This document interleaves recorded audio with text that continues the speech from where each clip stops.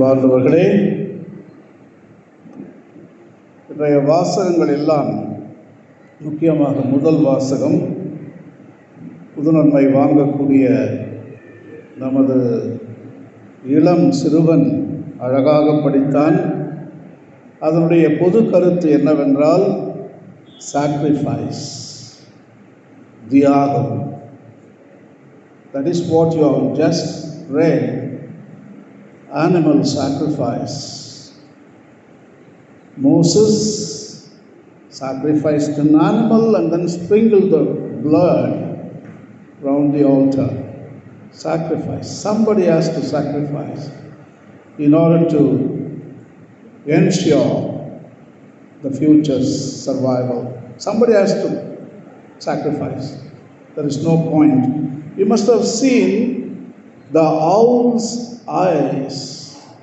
Two galaxies, இரண்டு அண்டங்கள் ஒன்றை ஒன்றை சாப்பிடக்கூடிய ஒரு படத்தை போன மாதம் நமது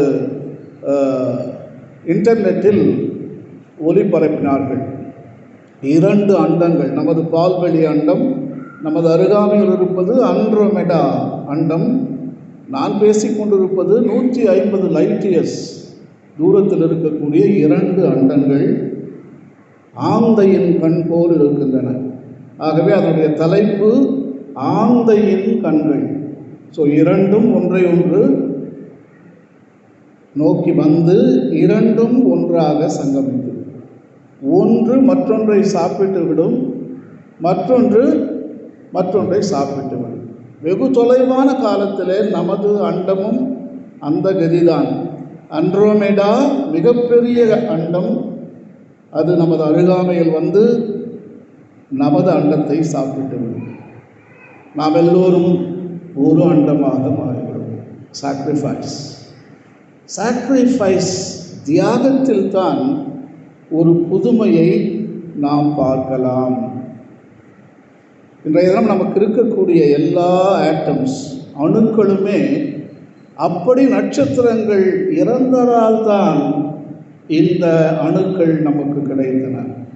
எல்லாமே ஆட்டம்ஸ், நம்ம பாடியில் இருக்கக்கூடியது எல்லாமே கடந்த காலத்தில் இறந்த சூரியன்களுடைய எலமெண்ட்ஸ், அவங்களுடைய மூலப்பொருட்கள் எல்லாமே.